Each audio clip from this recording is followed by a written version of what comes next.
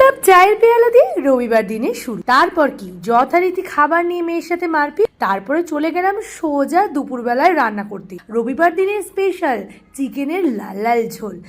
নমস্কার, আমি সায়ন্তনী ব্যাঙ্গালোর থেকে চলে এলাম আমার রবিবারের দুপুরবেলার গল্প বলতে। জানো তো, আমাদের এখানে সবারই বাড়িতে তো মাংস হয় না, আগেই তোমাদের বলেছি। রবিবার দিন কিন্তু এখানকার মানুষরা নিজেদের পছন্দ মতো খাবার তৈরি করে। যেমন অনেকে রাগি মুদ্দা বানায়, হলো অ্যাকচুয়ালি এক রকমের মিলেট, যেটা এই কর্ণাটকে প্রচুর পরিমাণে পাওয়া যায়। তো ওরা কি করে, সেটাকে ভালো করে জলে ধুয়ে একটু গুঁড়ো করে নেয়। এরপরে যখন রান্না করার সময় হয় মুদ্দেটা, তখন ওই গুঁড়োটাকে জলের মধ্যে ভালো করে ফোটাতে থাকে এবং নাড়াতে থাকে। তারপর যখন সেটা আঠালো এবং একটু শক্ত হয়ে আসে, ওটাকে নাবিয়ে একদম গরম গরম সেটা দিয়ে মন্ডা তৈরি করে। ঠিক যেরকম আমরা চালের গুঁড়োকে একদম গরম জলে ভালো করে ফুটিয়ে নিয়ে সঙ্গে সঙ্গে পিঠে করি, ওই রকম দিয়ে ওটাকে একদম গাওয়া ঘিতে চুবিয়ে ওরা খায়। আমি একবার একটা বিয়ে বাড়িতে ওরকম রাগি মুদ্রার সামনে পেয়েছিলাম। আমি তখন বুঝতে পারিনি কীভাবে খেতে হবে। আমি তো এবার মুখে নিয়ে চিবিয়ে চিবিয়ে খাচ্ছি, দেখছি একদম বালির মতো কিচকিচ করছে।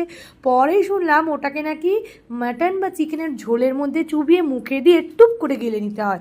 আর ওটা হচ্ছে সুপার ফুড। রাগিতে প্রচুর পরিমাণে আয়রন থাকে, যেটা আমাদের সবারই শরীরের জন্য ভীষণ উপকারী। যাই হোক, রাগি খাওয়ার প্রচলন এখানে থাকলেও আমারও সেই অভ্যাস গড়ে ওঠে। আমাদের দুপুরবেলা বাবা একটু চিকেনের ঝোল ভাত হলেই হয়। যাই হোক, এই ছিল আজকে আমার দুপুরের গল্প। আজকে এলাম, টাটা।